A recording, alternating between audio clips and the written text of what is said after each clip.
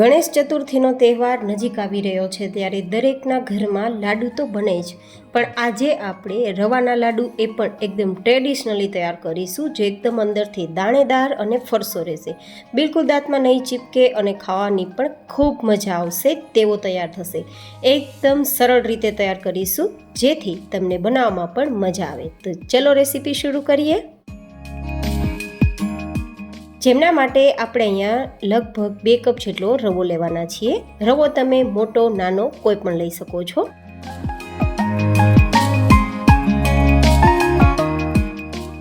તો અહીંયા 2 કપ રવાની સામે 1 કપ જેટલો ચણાનો લોટ લેશું. તમે અહીંયા બેસન પણ ઉપયોગમાં લઈ શકો છો.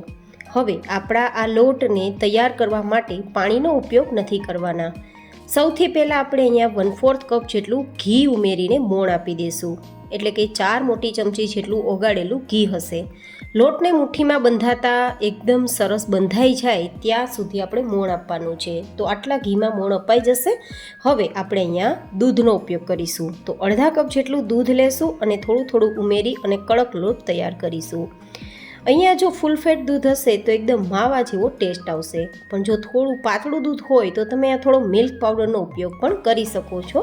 જો કે કોઈ પણ દૂધના ઉપયોગથી પણ એકદમ સરસ ટેસ્ટી આપણા લાડુ તૈયાર થશે, પણ ફૂલ ફેટમાં થોડી મલાઈનો ભાગ હોય છે તો એકદમ માવા જેવો ટેસ્ટ આવશે. તો હવે આ રીતે આપણે અડધા કપ જેટલા દૂધમાં આટલો સરસ લોટ બંધાઈ ગયો છે. તમારે દૂધ કેટલું જોશે તે તમારા રવાની ક્વોલિટી અને ક્વોન્ટિટી ઉપર ડિપેન્ડ રહેશે. હવે આ લોટને 10 મિનિટ માટે સાઈડમાં રાખી દઈશું જેથી રવો ફૂલી જાય. ત્યાં સુધીમાં આપણે ડ્રાયફ્રૂટ્સને રોસ્ટ કરી લઈશું. તો 2-3 મોટી ચમચી જેટલું ઘીને ગરમ કરીશું. આ જામેલું ઘી છે તો ગરમ થતાં ઓગળતા થોડી ક્વોન્ટિટી વધારે લાગશે. હવે તેમાં 4-5 ચમચી કાજુના ટુકડા, 4-5 ચમચી બદામના ટુકડાને શેકી લેશું જ્યાં સુધી ગોલ્ડન કલર ના આવે. એકદમ ધીમા ગેસની ફ્લેમ પર શેકવાના, જેથી અંદર સુધી ડ્રાયફ્રૂટ શેકાશે તો એકદમ સરસ ફ્લેવર એન્ડ ટેસ્ટ બંને મળશે. તો હવે આ શેકાઈ ગયું છે તો ગેસની ફ્લેમ બંધ કરી 2-3 ચમચી કિસમિસ ઉમેરી દઈશું, 2-3 ચમચી પિસ્તાની સ્લાઇસ એન્ડ અડધા કપ જેટલું ટોપરાનું છીણ ઉમેરી દઈશું. આ 3 સામગ્રીને શેકતી વખતે ગેસની ફ્લેમ બંધ રાખવાની છે, કારણ કે ઘી પણ ગરમ છે, કાજુ બદામ ગરમ છે અને કડાઈ પણ ગરમ છે. અને આ 3 સામગ્રી ફટાફટ શેકાઈ જાય છે તો આપણે ગેસ બંધ રાખીને શેકીશું તો પણ 1-2 મિનિટમાં શેકાઈ જશે. તો આ શેકાઈ ગયું છે તેને નીચે ઉતારી ઠંડુ કરી લેશું. એ ઠંડુ થાય ત્યાં સુધીમાં આપણા લોટને પણ ચેક કરીએ તો 10 મિનિટ પછી દાણો સરસ ફૂલી ગયો છે અને પહેલાં કરતાં રવો પણ થોડો વધારે કડક થઈ ગયો છે.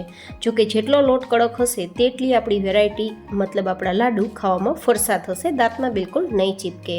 તો હવે થોડો થોડો લોટ આ રીતે હાથમાં લેવાનું અને આ રીતે તેને મુઠિયા અથવા તો તમે જે નામથી ઓળખતા હોય તે રીતે બનાવવાનું છે. દબાવીને મુઠિયા તૈયાર કરવાના છે જેથી તળતી વખતે લોટ છૂટો ના પડે. તો આ એક ખાસ ધ્યાનમાં રાખવાની છે. થોડું પાતળું મુઠિયું તૈયાર કરશો તો ફટાફટ ફ્રાય થઈ જશે.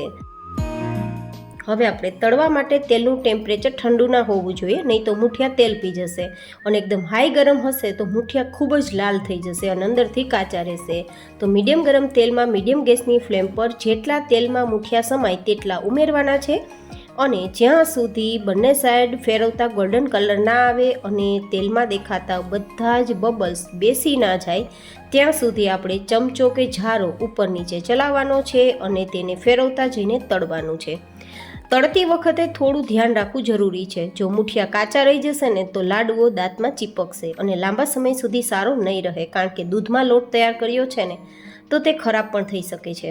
વચ્ચે વચ્ચે અમારી મજાક મસ્તી ચાલુ જ હોય છે, મારા સાસુ સસરા અને મારી વચ્ચે, મતલબ કે અમે 3 જણા મજાક મસ્તી સાથે જ આ રીતે આખો દિવસ પસાર કરતા હોઈએ છીએ. અને હું કુકિંગ કરતી હોઉં છું તો પણ મજાક મસ્તી ચાલુ જ હોય છે.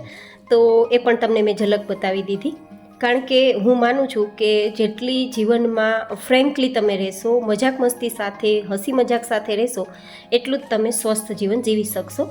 હવે આ રીતે આપણા મુઠિયા એકદમ સરસ ગોલ્ડન કલર પર આવી ગયા છે અને બબલ્સ પણ એકદમ બેસી ગયા છે અને બિલકુલ કાચા પણ નથી, કારણ કે મુઠિયા એકદમ ફાટી ગયા છે. તો આપણે તેને બહાર કાઢી લઈશું અને બીજી જે બેચ છે ને તેને પણ આપણે આ જ રીતે તળી લેવાના છે.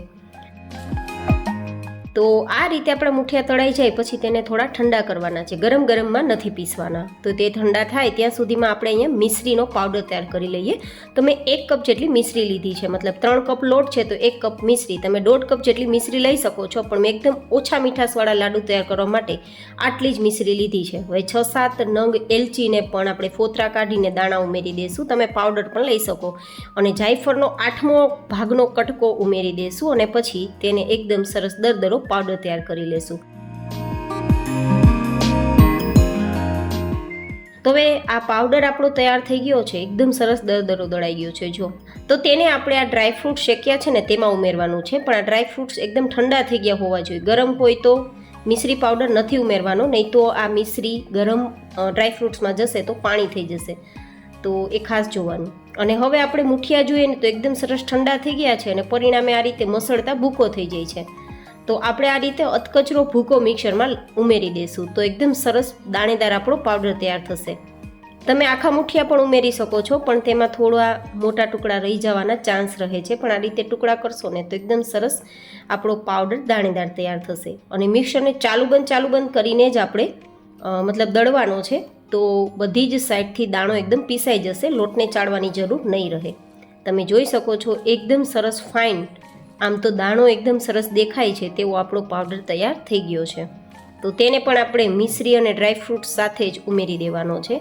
અને આ રીતે બધા જ મુઠિયાનો પાવડર તૈયાર થઈ જાય પછી હાથથી આ રીતે મસળતા મિક્સ કરવાનું છે. આ રીતે મિક્સ કરતાં જો લાડુ ના બંધાય તો તમારે ગરમ કરેલું ઘી ઉમેરવાનું રહેશે, પણ દૂધ અથવા પાણીનો ઉપયોગ ના કરવો. પણ જો કે આપણે ડ્રાયફ્રૂટ્સ જે રીતે ઘીમાં શેકીને ઉમેર્યા છે અને ટોપરામાં પણ તેલનું પ્રમાણ હોય છે તો આપણે વધારે એક્સ્ટ્રા ઘીની જરૂર નહીં પડે. પણ છતાં જો તમને જરૂર પડે તો ગરમ કરેલું ઘી ઉમેરવાનું અને આ રીતે લાડુનો શેપ આવે ત્યાં સુધી મસળવાનું ને પછી તમારી ચોઈસનો લાડુ તૈયાર કરી લેવાનો. હવે 2 લાડુ તૈયાર થઈ ગયા છે તો પહેલાં તો ભગવાનનો ભોગ ધરી દઈએ અને પછી આપણે બીજા લાડુ તૈયાર કરશું અને ધેન સર્વ કરીશું.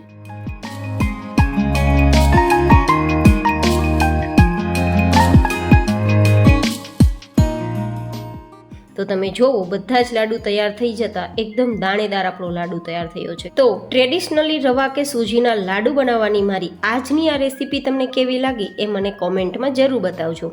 ફરી મળીશું એક નવી જ એન્ડ હેલ્ધી રેસીપી સાથે. ત્યાં સુધી stay healthy and stay happy.